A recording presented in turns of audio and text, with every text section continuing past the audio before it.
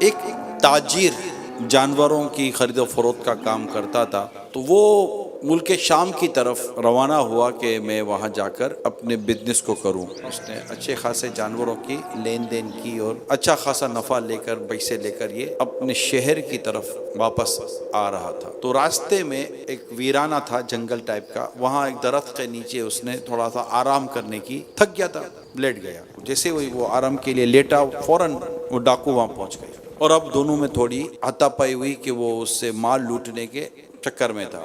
ڈاکو نے اس کو قابو کر لیا اور اس کے گردن پر خنجر رکھ دیا اور کہا کہ جو مال ہے وہ مجھے دے دے۔ جو پیسے، مال، دولت اس کے پاس تھا، سارا اس نے ڈاکو کے حوالے کر دیا۔ اب اس نے کہا کہ دیکھو تمہیں مال چاہیے تھا، جو بھی مال تھا میرا تم لے چکے، اب مجھے جانے دو۔ اب ڈاکو پر اس کا خون سوار تھا کہ نہیں، اب اس کو چھوڑنا بھی نہیں ہے۔ اب قریب تھا کہ اس کی گردن پر وہ خنجر پھیر کر اسے قتل کر دیتا۔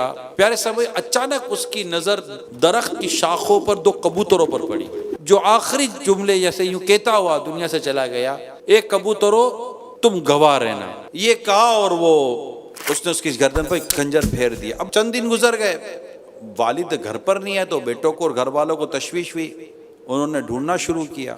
اس کو لوگوں نے بتایا کہ اس طرح تمہارے والد صاحب گھر کی طرف آ رہے تھے اور اس طرح ہمیں لگا ہے کہ کوئی سی ڈاکو نے حملہ کیا، ہم نے آپ کے والد صاحب کی خون میں لتھڑی ہوئی لاش پائی اور ہم نے فلاں قبرستان میں آپ کے والد صاحب کو دفن کر دیا ہے۔ اب بیٹے نے مختلف جگہوں پر قاضی کے پاس اور مختلف اداروں کے پاس جا کے بات چیت کی کہ بھائی میرے والد صاحب کا قتل ہوا ہے، قاتل کو ڈھونڈ کے تو دیں۔ اب قاتل ملے کہاں سے؟ کوئی گواہی نہیں تھا، کوئی ثبوت ہی نہیں تھا، کوئی نشانی نہیں تھی، کچھ بھی نہیں تھا۔ پیارے صاحب، وہ وقت گزرتا گیا۔ ایک دن اس کے کسی رشتہ دار، کھاتا پیتا آدمی تھا، اس نے دعوت کی، لوگ جمع ہوئے، شہر کے بہت سارے لوگ جمع ہوئے، اس میں یہ بھی آ گیا تھا جو قاتل تھا، دعوت میں آیا تو سب کے سامنے برتن رکھے گئے، برتن کے اوپر ایک کور تھا کہ وہ اس کے اندر کھانا تھا۔ جیسے ہی اس کے سامنے برتن جو آیا، اس نے جیسے وہ ڈھکن اٹھایا تو سامنے دو بھونے ہوئے کبوتر تھے۔ جیسے ہی وہ دو کبوتر کو دیکھتا زور سے ہنسا نا، چاروں طرف جو لوگ بیٹھے ہوئے تھے ان کو وہ یہ کیا ہو گیا، زور سے ہنسا، کہا یہاں بھی آ گئے تم کبوتروں، تم گواہ رہنا۔ وہ تھے دونوں، وہ دو کبوتروں کا گوشت تھا، تم دونوں گواہ رہنا۔ اب اس میں یہ کہکا لگاتا رہا، قدرتی طور پر ایسا ہوا وہ سب کچھ بھول گئے کہ میں بیٹھا کہاں ہوں، اور ایک غیبی طاقت نے اس کی زبان پر سارے کا سارا قتل کا واقعہ جاری کروا دیا۔ اب وہ ہنستا تھا اور اپنا سارا وہ جنگل میں جس طرح اس نے تاجر کو پکڑا، قتل کیا اور اس کا مال لوٹا، یہ سارا واقعہ اس نے بالکل من عین ایز اٹ از اس نے ہنستے ہنستے بیان کر دیا، اور سارے کے سارے جو گھر میں لوگ بیٹھے تھے ہکے بکے رہ گئے، یہ بول کیا رہا آدمی۔ اچھا اتفاق دیکھے جیسے ہی اس نے پورا واقعہ پورا کیا، اس کے ہوش ٹھکانے آ گئے، یہ میں نے کر کیا دیا، میں نے تو خود ہی اپنا اقبال جرم کر لیا۔ اب تو شور مچ گیا کہ یہ تو قاتل ہے۔ بات قاضی تک گئی، عدالتوں تک گئی، اس کو گرفتار کیا گیا، آخر کار اس کو پھانسی کی سزا دے دی گئی۔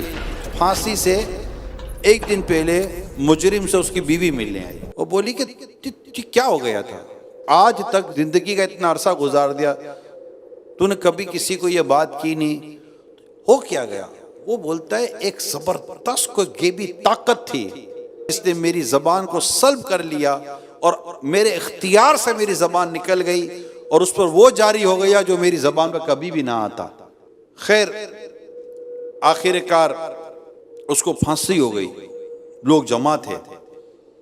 کتابوں میں لکھا ہے پیارے صاحب بھائیو، جیسے اس کو پھانسی ہوئی اور اس کی جب لاش لٹکی، دو کبوتر اڑ کر ساکن حالت میں اس کے سر پر آ کے بیٹھ گئے اور گویا کہ جیسے کہ شور مچا، اللہ لا الہ الا اللہ، یعنی بالکل ایک سب کے سامنے ایک چیز اتنی واضح ہو گئی کہ اللہ کی لاٹھی بھی آواز ہے۔ بندہ لاکھ پردوں میں چھپ کر گناہ کرے مگر وہ تو دیکھ رہا ہے نا جو ظاہر کرنے پر قادر ہے۔ بندے کو ہر وقت اپنے رب سے ڈرنا چاہیے۔